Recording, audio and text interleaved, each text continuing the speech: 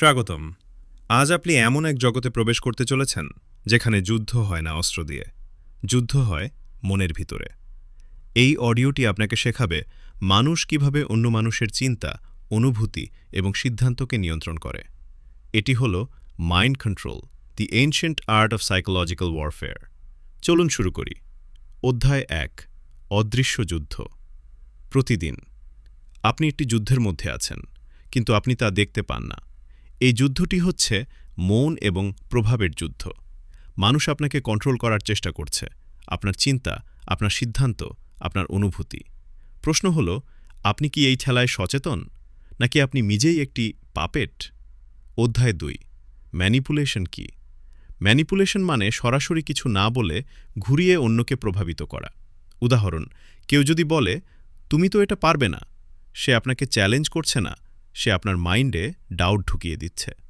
Manipulator কখনো force করে না, সে আপনাকে নিজেই নিজের বিরুদ্ধে কাজ করায়। অধ্যায় ৩, মানুষের দুর্বলতা। প্রতিটি মানুষের কিছু দুর্বলতা থাকে: ভয়, ভালোবাসার চাহিদা, স্বীকৃতি পাওয়ার ইচ্ছা, ইনসিকিউরিটি। একজন দক্ষ ম্যানিপুলেটর এই দুর্বলতাগুলো খুঁজে বের করে এবং সেটাকেই অস্ত্র হিসেবে ব্যবহার করে। অধ্যায় ৪, কথার শক্তি। শব্দ। শুধু শব্দ নয়, এগুলো আপনার চিন্তাকে পরিবর্তন করতে পারে। ম্যানিপুলেটরস ব্যবহার করে সাজেশন, রেপিটিশন, ইমোশনাল ট্রিগার। যত বেশি আপনি একটি কথা শুনবেন, তত বেশি সেটি সত্যি মনে হবে। অধ্যায় ৫, মাইন্ড গেমস। এটি হচ্ছে সবচেয়ে ডেঞ্জারাস অংশ। কিছু কমন মাইন্ড গেম: কনফিউশন তৈরি করা, মিক্সড সিগন্যালস দেওয়া, গ্যাস লাইটিং, আপনাকে নিজের উপর সন্দেহ করানো। এর ফলে আপনি নিজের উপর কন্ট্রোল হারিয়ে ফেলেন। অধ্যায় ৬, সাইকোলজিক্যাল ওয়ারফেয়ার। এটি শুধু ব্যক্তিগত না, এটি বিজনেস, পলিটিক্স, রিলেশনশিপ সব জায়গায় ব্যবহৃত হয়।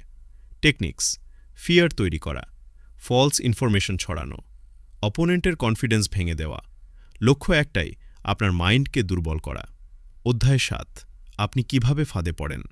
আপনি ভাবছেন, আমি তো বোকা না, কিন্তু সত্য হল সবাই কোনো না কোনো সময় ম্যানিপুলেট হয়, কারণ ইমোশন লজিকের আগে কাজ করে। আমরা ভ্যালিডেশন চাই, আমরা দ্রুত সিদ্ধান্ত নিতে চাই। অধ্যায় ৮, নিজেকে রক্ষা করার উপায়। এটাই সবচেয়ে গুরুত্বপূর্ণ অংশ। নিজেকে প্রোটেক্ট করতে সব কিছু ইনস্ট্যান্টলি বিশ্বাস করবেন না। নিজের ইমোশনস কন্ট্রোল করুন, প্রশ্ন করুন, বাউন্ডারিজ তৈরি করুন। অ্যাওয়ারনেসই আপনার সবচেয়ে বড় অস্ত্র। অধ্যায় ৯, কন্ট্রোল ফিরে পাওয়া। আপনি যদি নিজের মাইন্ড কন্ট্রোল করতে পারেন, কেউ আপনাকে কন্ট্রোল করতে পারবে না। প্র্যাকটিস: নিজের চিন্তা অবজার্ভ করুন, ইম্পালসিভ রিয়াকশন কমান, লজিক্যাল থিঙ্কিং বাড়ান। আপনি যত কাম, আপনি তত পাওয়ারফুল। অধ্যায় ১০, চূড়ান্ত সত্য। এই পৃথিবীতে দুই ধরনের মানুষ আছে, যারা কন্ট্রোল করে এবং যারা কন্ট্রোল হয়। আপনি কোনটা হবেন, সেটা আপনার উপর নির্ভর করে।